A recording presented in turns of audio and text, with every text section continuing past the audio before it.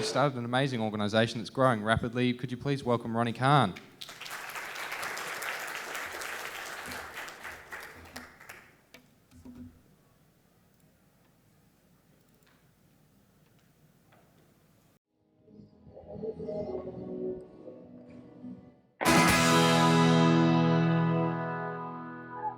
Do you feel you're sinking down into the sand? With every step you take, there's a reflection holding you back. It's alright. If you got love, send it over my way. Looking back, thinking about people you love.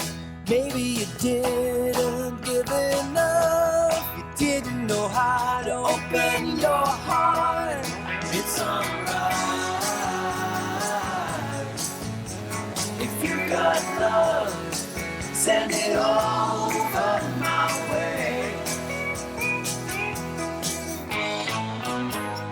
Just when you think you've got it made, a flash in the sky could take you away, and it's all over. Just like a spider spins a web, your life is hanging by a thread. Hold on to the ones you love.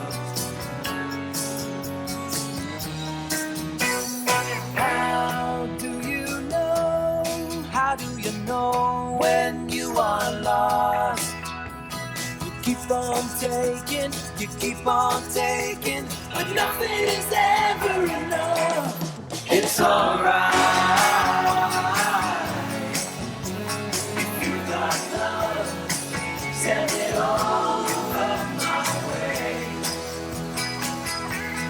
It's alright. Love, send it over my way. It's alright. If you got love, send it over my way.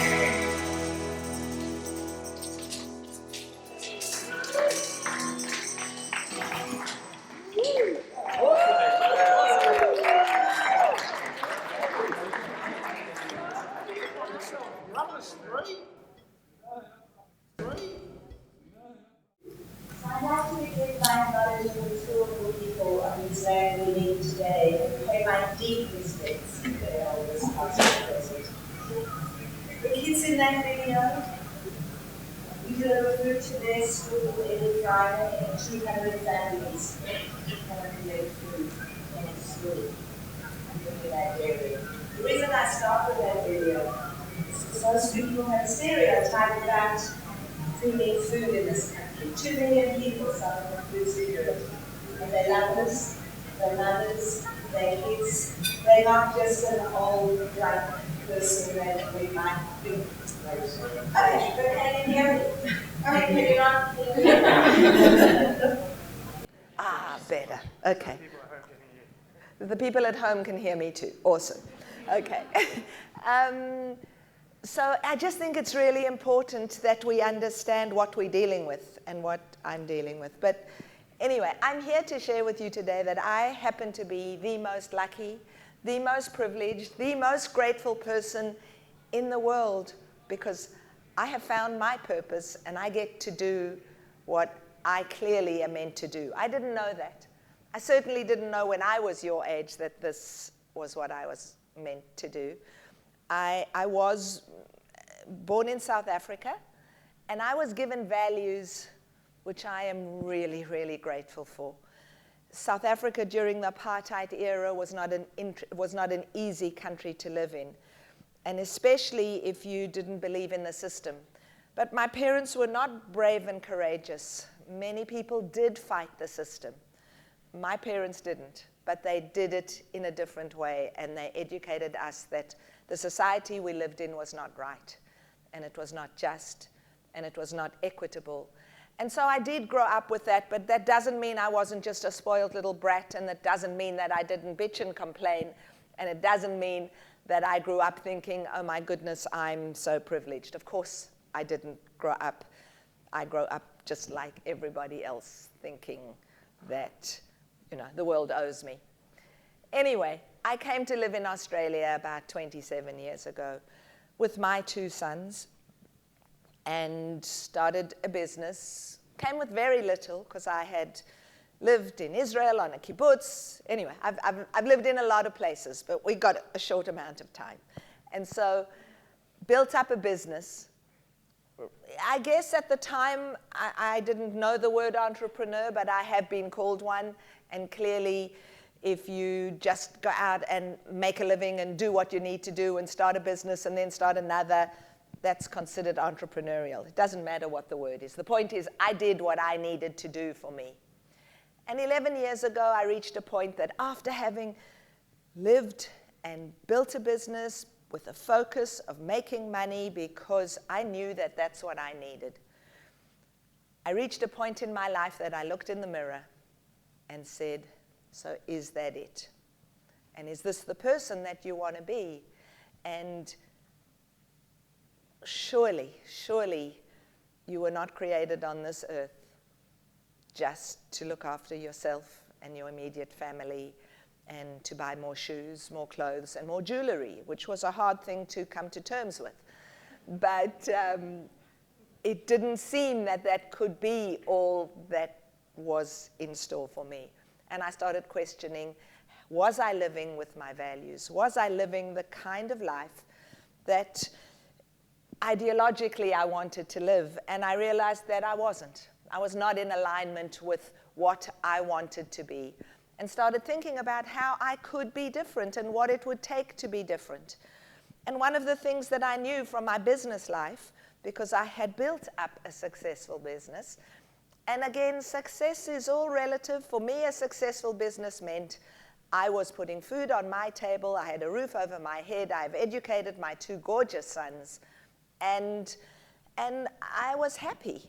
So it didn't mean that I was a bored housewife and I had made millions.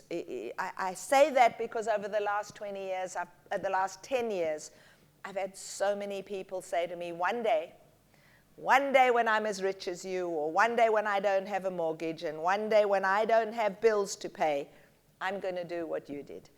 And the truth is, I worked full time in my business for the first 7 years of OzHarvest, so that I could keep OzHarvest going, because I didn't set up OzHarvest to earn money. I set up OzHarvest to fill my soul and to nourish and nurture myself, but I still needed to earn a living. And so actually the transition to working full-time for OzHarvest and actually being paid by OzHarvest was a difficult transition for me, because in some way, at some point, I felt guilty about doing that. But when I realized that actually my full focus and my full impetus and what I would give back to OzHarvest working full-time for OzHarvest was so much more than fragmenting myself to try and earn a living and do what I needed to do, made that conversation with myself an easier one. And I also did share it with a few of those people that I value their opinions. Anyway, so I am now and the official CEO of OzHarvest. It took me a year to set up OzHarvest. I thought it would take a month. I knew what I needed. I needed a telephone, I needed an office, and I needed a truck. I'd worked that out. That's what I was going to need to collect food and deliver it to people in need. And I thought I'd phone 3 of my richest clients. One was a trucking company, one was a shopping center billionaire, and the other cares deeply about Australian food and has lots of money and has shops.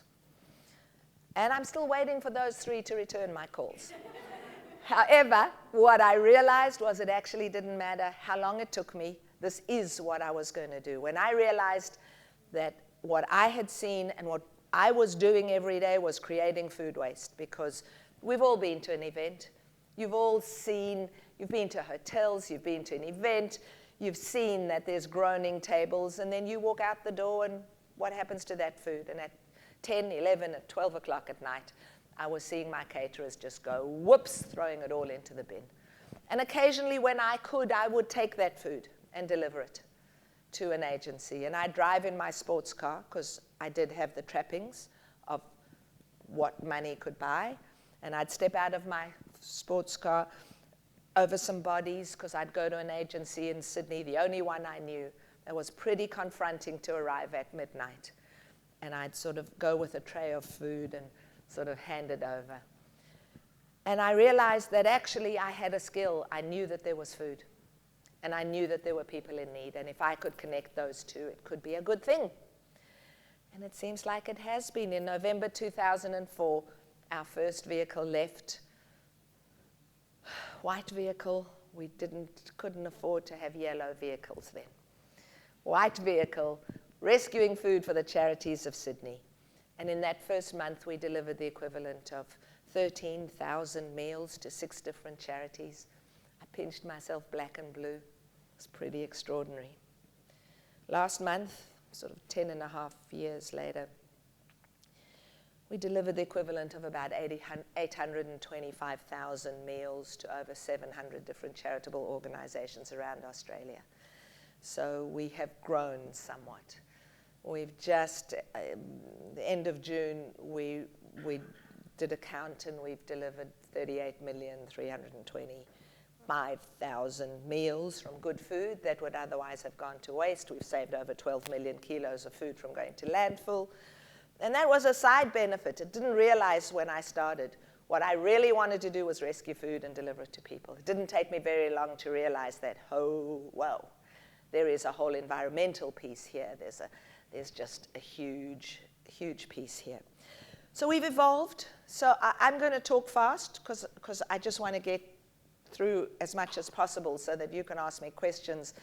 And I'm not sure what angle you want to hear. But one of the challenges was that I'd been working with caterers. And when I started collecting food from some of the stores, some of them just said, yeah, that's awesome. We love what you do. I was like the Pied Piper. We've all been told, eat your food because there's someone starving somewhere. So, you know, if only my mother had told me that the peas I wasn't going to eat wouldn't go to China. She told me there were people starving in China. I lived in South Africa. Come on. I could have taken them around the corner. But the point is we've all heard that. And we all know that. So when I said I'm going to start a food rescue organization that's going to take food and deliver it to people in need, I was like the Pied Piper. And we have continued. We are a magnet for magnificent people daily. But the point is, one of the challenges was one of the businesses that said, you know what? Nah, I'm not going to give you food. I'm worried about our liability. And I figured I knew that it had to be simple, easy, and doable. And so I got a bunch of pro bono lawyers, and we lobbied, and we had the laws changed in New South Wales in 2005, ACT in 2008, Queensland and South Australia in 2009. So that removed that barrier, and that made it possible, and subsequently other states have, based on the track record, have allowed food rescue to happen. So we were the first organization that was rescuing food from anywhere and delivering it, perishable food, food that had been cooked, food from hotels, delis, and anywhere. So I've learned an enormous amount along the way, and the most important thing I've learned is that giving is 1,000 times better than getting. It's the most nourishing, it's the most nurturing. No money I've ever made feels as good as knowing that what I do every day makes a difference. And that we've created an organization that has thousands of people who come and work with us and volunteer and give their time and have found a place of purpose and a place of meaning and a place that they too can feel that they're giving back to our community. Not everyone has to start a charity. I happen to be just in that lucky space of finding a niche that needed to be filled. And so I started a charity. But I want to say to all of you, and maybe each and every one of you has got that brilliant idea. And if you do, that's magnificent. And if there's anything I can do to help you, I will. But don't feel you have to actually start something if you haven't got that extraordinary idea. Find something that's in alignment with your own values and go and give your time and your energy. Because I can tell you organizations like myself need magnificent people like you with skills and with capacity to help us grow. So am I done? I've got one little story I want to tell. Okay. So I could tell you 1,000 stories about food and about people, but actually I'm going to just tell you a story. So we're in a tiny village, and a young man stands up and he says to the crowd, come around me. What I want to do is I want to show you that I have the most perfect heart. And the townspeople are intrigued, and they all stand around him. And he pulls open his shirt, and he's a young, handsome, gorgeous man, and they see this body. And he says, my heart is pure, my heart is beautiful.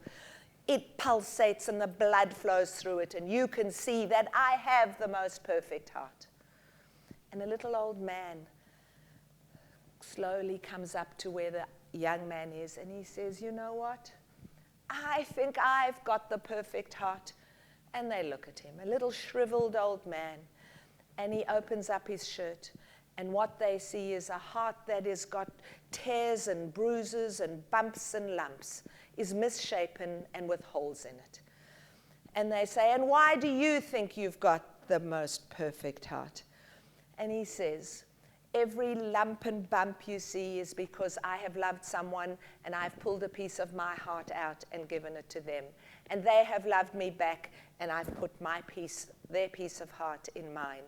And where there's a hole, it's because I've loved somebody or given something, and maybe they didn't love me as much back, and I've had to learn to live with that. And that is why I think I have the most perfect heart. And the young man is standing there, and tears are streaming down his eyes.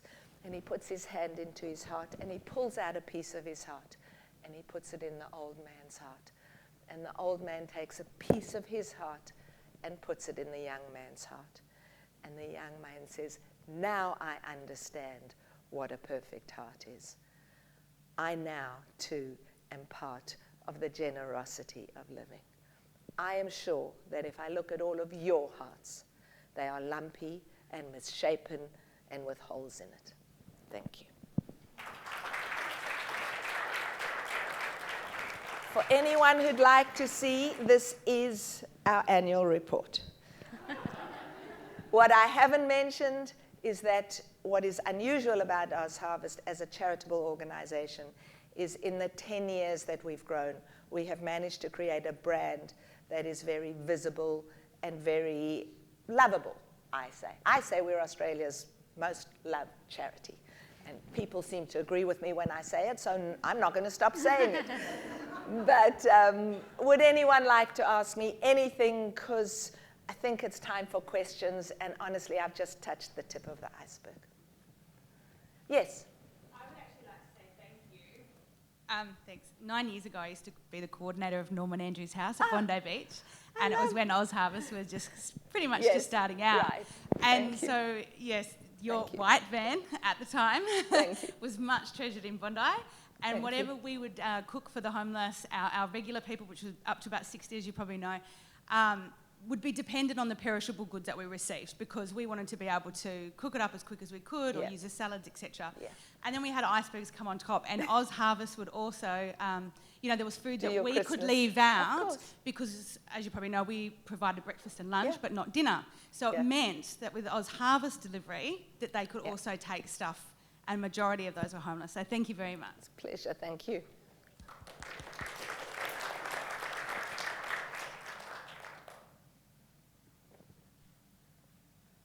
Woman, you are extraordinary. My question is about your resilience. Yeah. I'm curious as to whether you were aware of the magnitude of what you were taking on when you started. No, And not a clue, but I didn't occur to me that I'd fail, but keep asking the questions. So my next question is, at every critical point, and I'd love to know what some of those challenges were. Yep. Where did you get your strength from? How did you overcome it? What kept you moving forward? So what drives me is our impact. Every single day I wake up blessed and delighted to know that today a van is out there delivering food. Today we're educating somebody who didn't have an opportunity. I've never had a day that I haven't felt grateful. I've never had a day that I regretted one single minute of the decision I've made. So I'm driven by joy and excitement and passion and gratitude that I've been given this opportunity to make a difference and that people seem to want to join and be part of it. So there have not been challenges. There have not been obstacles. They've just been things that I needed to do to get through. So I don't know how else to answer it. I wish I could say that there were days that I'd stay in bed with my head under a pillow, but you can clearly see I'm not that kind of person. I've never done that and never will. I just see bigger. I just see all the other things that we've got to do. So our purpose is to nourish our country, and we have 3 pillars. It started with food rescue, but now it's food rescue, environment, and we're the United Nations partner, and education. And last Friday, our first kids in our Nourish program, 9 youth between 16 and 24 who come from our vulnerable organizations, qualified with their Cert 1 and 2, and now have the skills to get their first jobs, and we're working with them to get that. And to me, you want to know what drives me? I've changed the life of one person. It's powerful.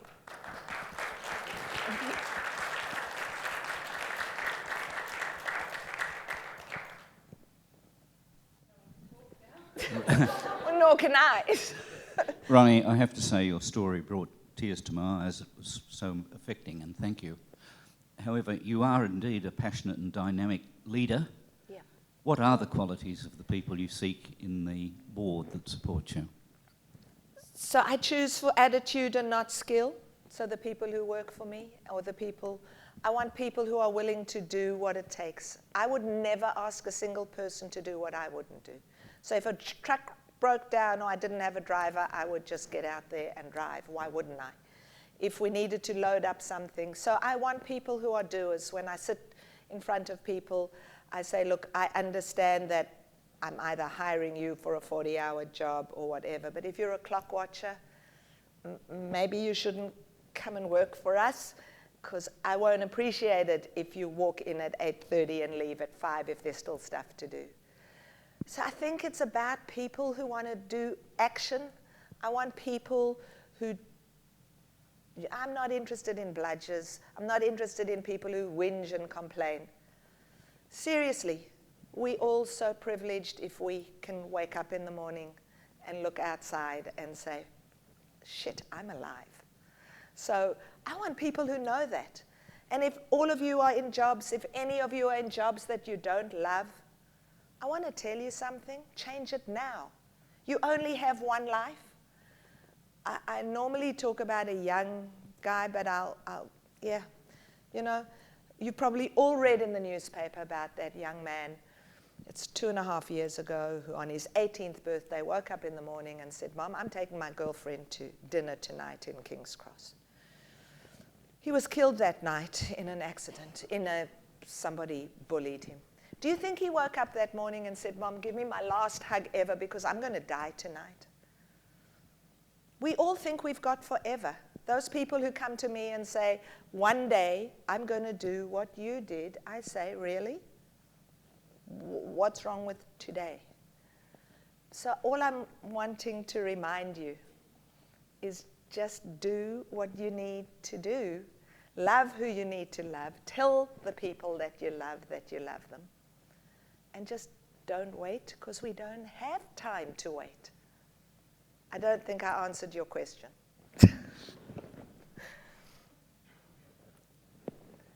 Did you ask me about boards? Okay.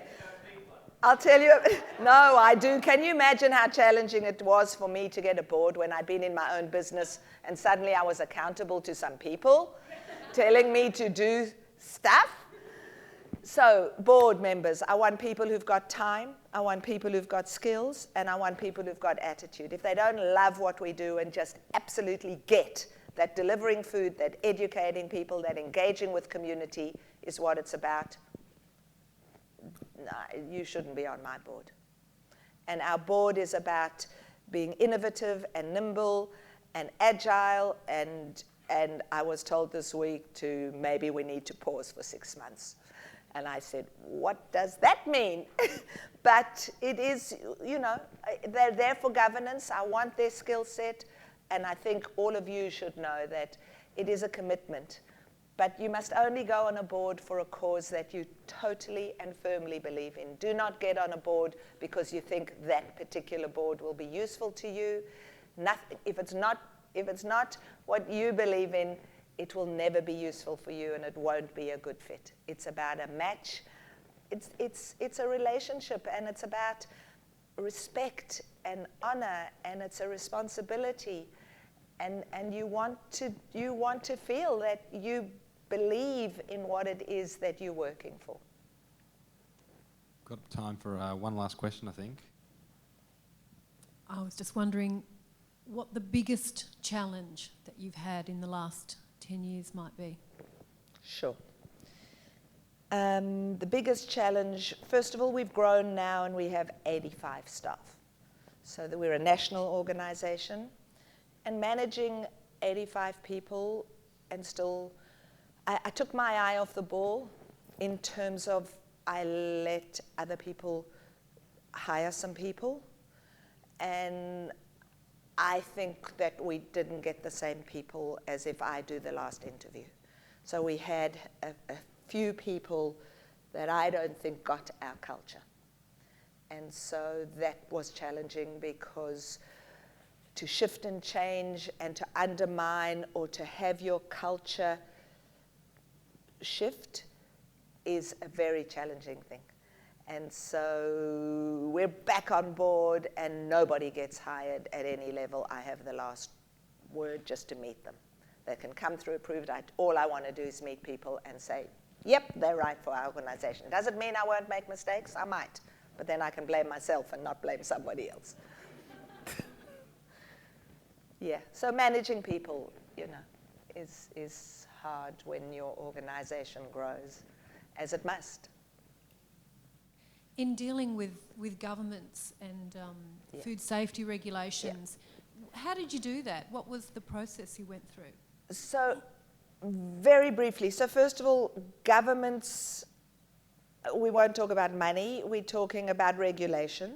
We're talking about, look, all my drivers are trained in safe food handling. Our vehicles are all refrigerated. So we just put in place all the processes to make it so simple, easy, and safe. And in 10 and a half years, there's no wood, so I can just touch my head. We have not had any challenges in terms of liability or in terms of health. It's about taking healthy food, and we've been accredited for that. How did you get government to change? To change the laws? Yeah. Oh, well, first of all, we checked what the laws were. Then I got a bunch of pro bono lawyers and said to them, you tell me, you do what you need to do. I'm right here behind you. I'm pushing you. I want laws that are going to make it work so that we can rescue food. I'm not a lawyer. They did the work. I just stood there with a prod saying, no, make it happen. Don't take no for an answer. Totally. I don't take no for an answer very easily. Yeah. Cool. Well, thank you so much.